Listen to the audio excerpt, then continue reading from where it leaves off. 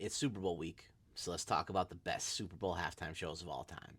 Number 5, U2 in 2002. Most halftime shows feel like they're all about flash and spectacle, but U2 decided to give us something deeper. It was an emotional gut punch when we needed it the most. Just months after 9/11, Bono and the band took to the stage and turned the halftime show into a tribute that left the country in tears.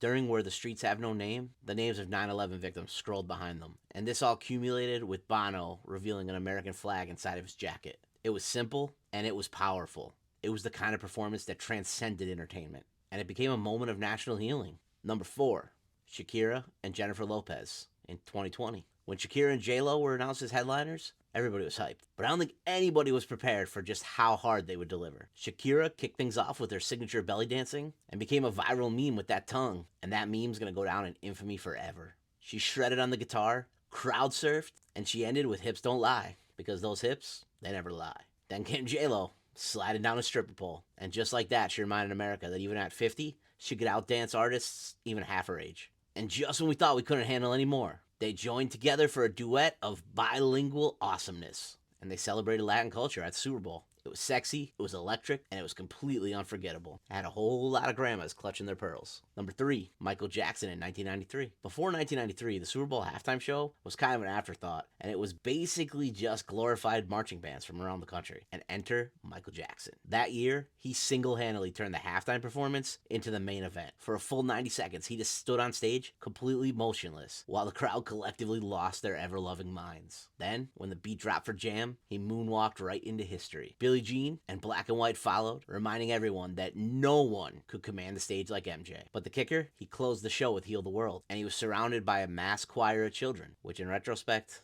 probably not the best look. But at the time, that song and that visual had everybody in tears, for different reasons than it would now. That wasn't just a halftime performance, it was a masterclass in showmanship. Number 2, Beyoncé in 2013. Beyoncé didn't need props or pyrotechnics or a CGI lion. She was the spectacle. From the opening beat of Run the World, it was clear that the Queen Bey was there to annihilate every Super Bowl halftime show before her, and most of the ones that would come after her as well. Her set list was pure bangers: Crazy in Love, Baby Boy, and Single Ladies. And then there was the moment that broke the internet. Kelly Rowland and Michelle Williams literally rose from the stage for a Destiny's Child reunion, which may have sent a bunch of millennials into cardiac arrest at the time. No special effects, no gimmicks, just sheer dominance. And honestly, the power outage in the stadium right after, that was no coincidence. That was Beyonce flexing on the national power grid. Number 1, Prince, 2007. If you could sum up Prince's 2007 halftime performance in one word, it would be divine. Not only did he deliver